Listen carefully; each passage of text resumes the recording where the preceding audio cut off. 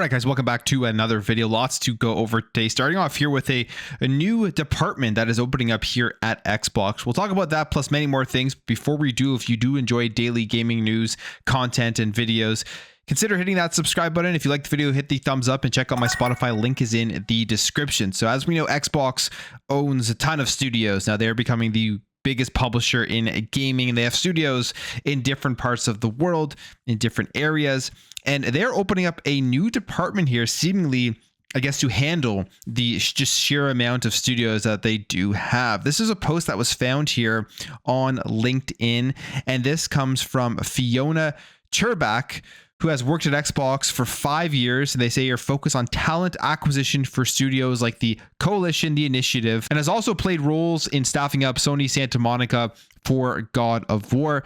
But now her new role here at Xbox, which she posted on LinkedIn, is that she is the lead people and talent program manager for Xbox game content and studios.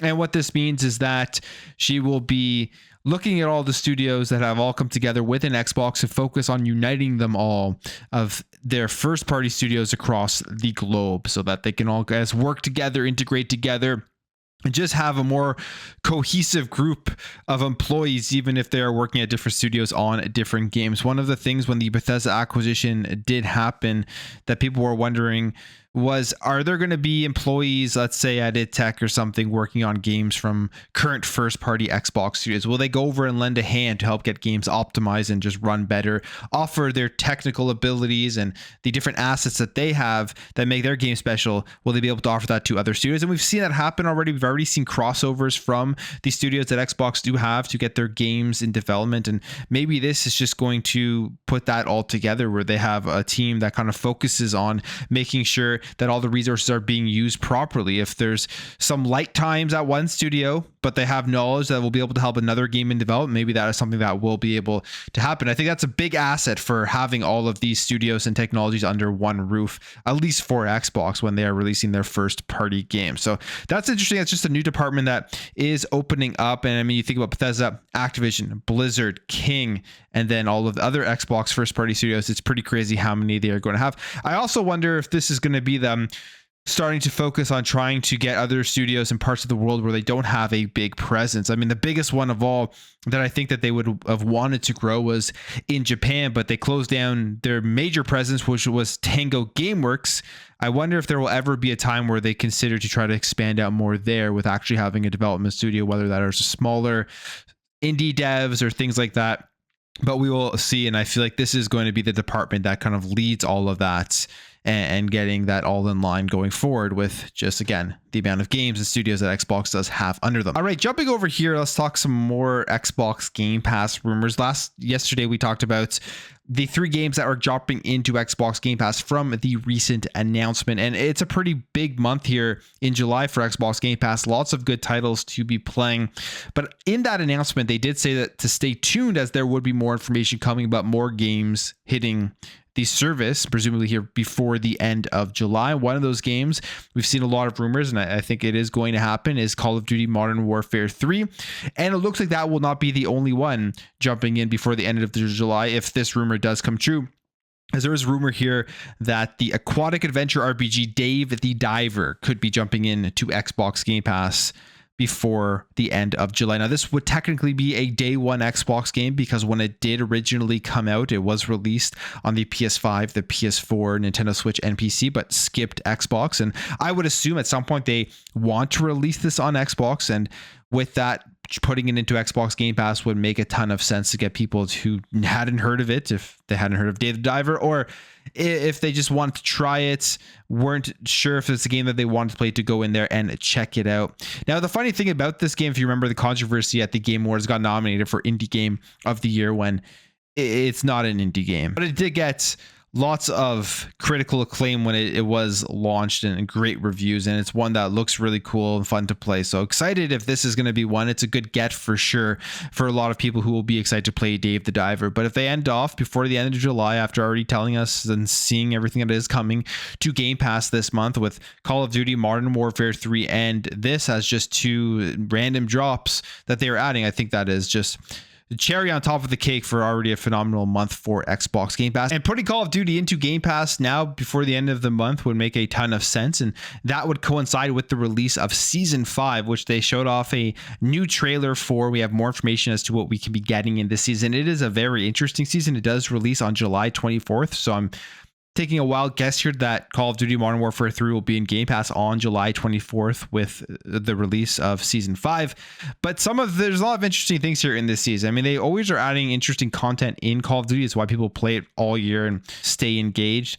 And they're adding some cell shaded maps graphically, which looks really cool. When they added the Bit Party last season, the mid-season update there, the 6v6 mode with like the big 8-bit or 16-bit heads that you would go around, and if you got a kill, your head would get bigger, and then it would explode. That was really cool, and I love when they add those like graphical tweaks to it. And they're doing it here with some cell shaded maps, Cell Ship, which is a core 6v6 small sized map, as well as Toon Oxide, which is another variant, again 6v6 map, and then Ink House, another 6v6 map, and all with this cell shaded features, and there's weapons, your characters are cell shaded. It looks really cool if you go watch the trailer as what they are doing here graphically. But the biggest thing here, I think people are going to be interested in what is going on here, is they're adding WWE superstars into the game, where you're going to be able to play as like Cody Rhodes and Rhea Ripley and stuff. And this is in a brand new game mode called Slam Deathmatch. And now, the way that you actually finish off your opponents in this mode to earn points, you have to finish them off by hitting them with finishing moves. And they say all finishing moves will be randomized WWE finishing moves in upcoming Slam Deathmatch brawls.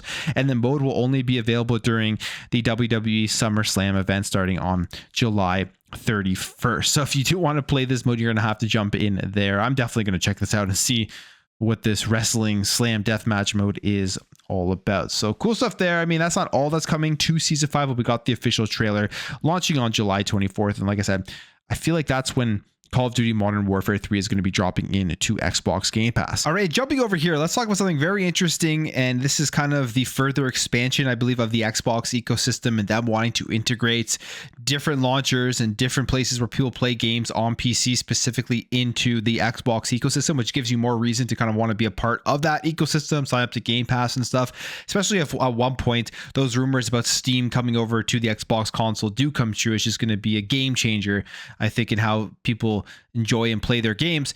But Xbox here is adding NVIDIA GeForce Now into the Xbox game pages. It is now actually being integrated. They put out this tweet saying, play your games the way you want, where you want. Starting today, we've enabled GeForce Now integration, which allows you to launch supported games on GeForce Now via Xbox.com game pages. And as you can see, if that game is supported, you go to it and then you will choose the streaming platform that you want to play the game on, whether that is Xbox Cloud Gaming or if it's via Steam with NVIDIA GeForce Now. They also say PC Game Pass or ownership of the game. So there's different ways, I guess, NVIDIA GeForce Now is integrated, but you can select between those two. And I think this is just the beginning. I wouldn't be surprised if more of these services do come over. Obviously, with the ABK deal and everything, one of the major things that was blocking the deal initially was cloud gaming. They thought that Xbox would have just way too big of a monopoly, so they had to make a bunch of concessions to get the deal to go through, which was putting ABK games on multiple different streaming platforms.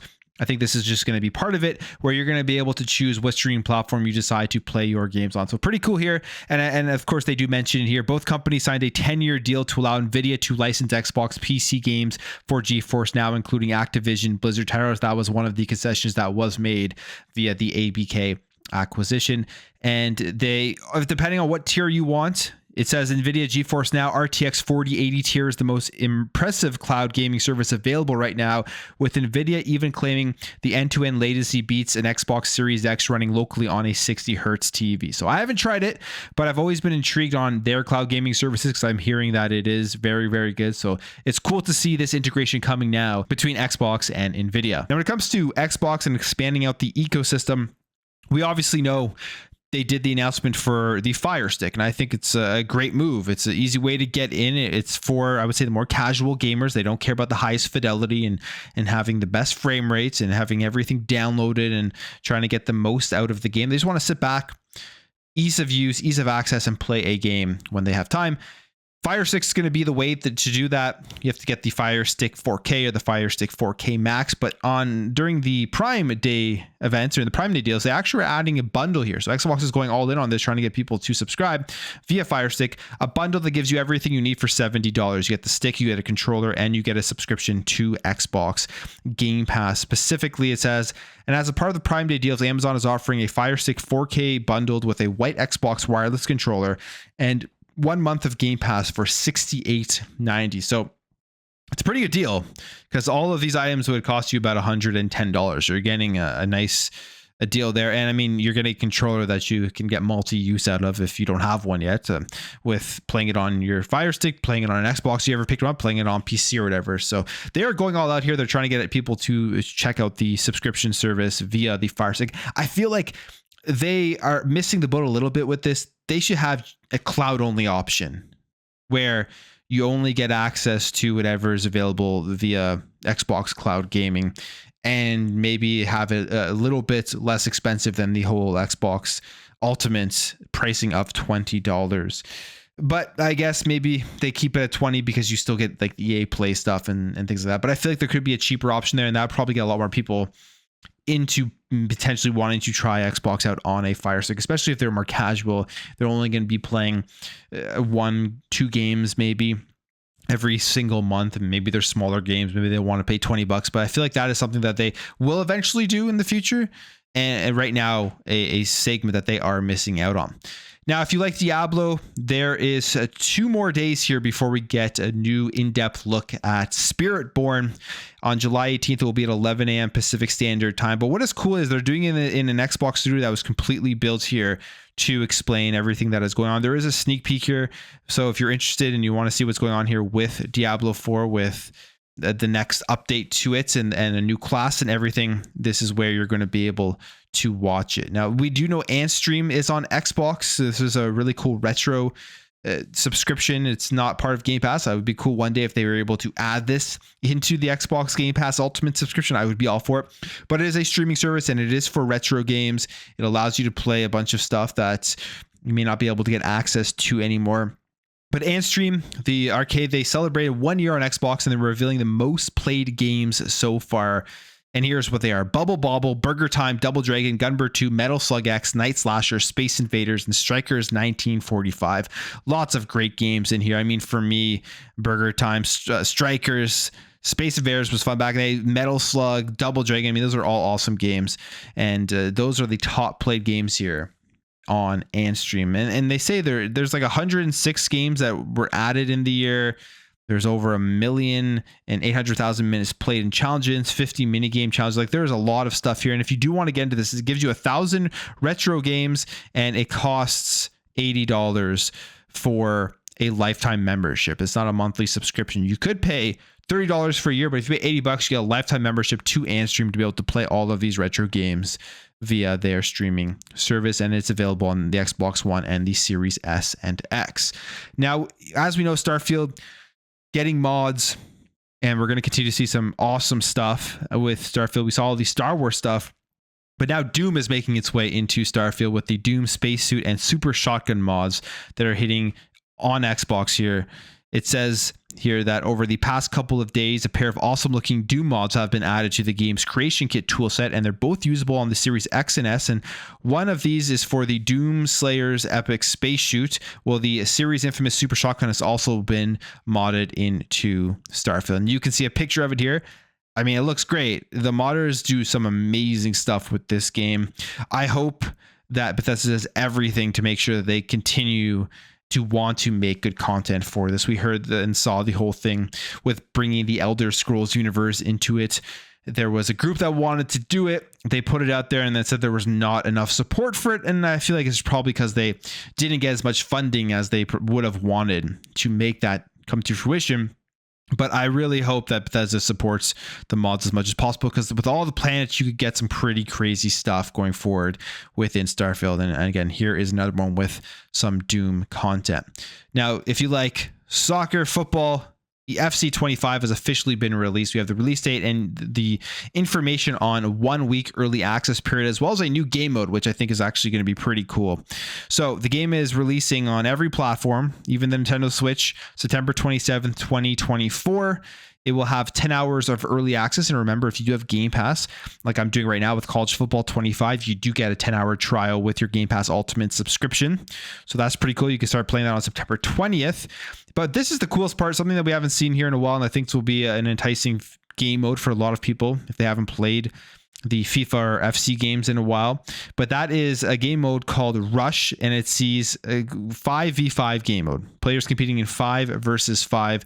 They say this mode will feature across Kickoff, Ultimate Team, and clubs, and will replace Volta. So that's pretty fun. I'm excited to see how that 5v5 game mode does happen, if it's more arcadey and just more overall fun to play, and if you're not into the whole simulation style of these games.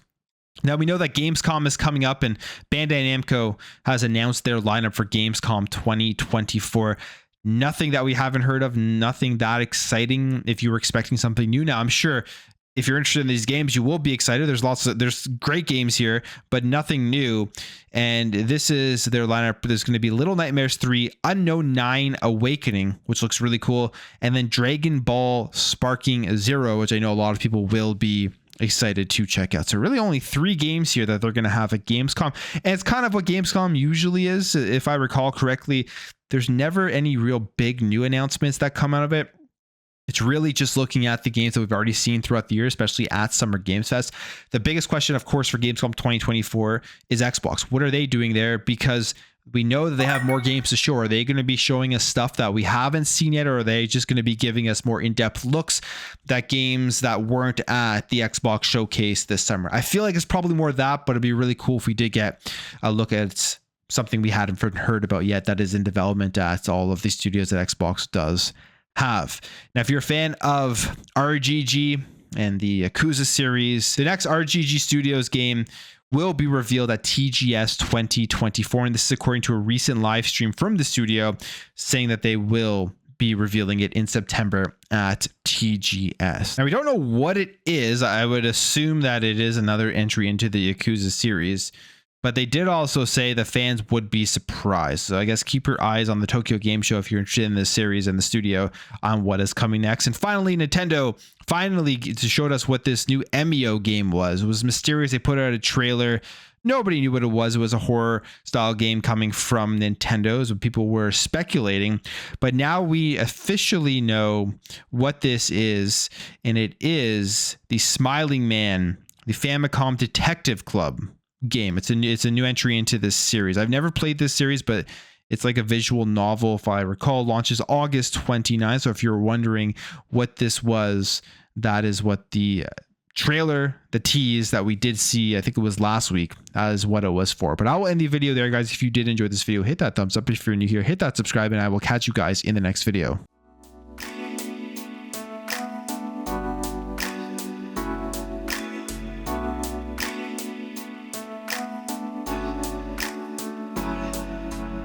We'll be right back.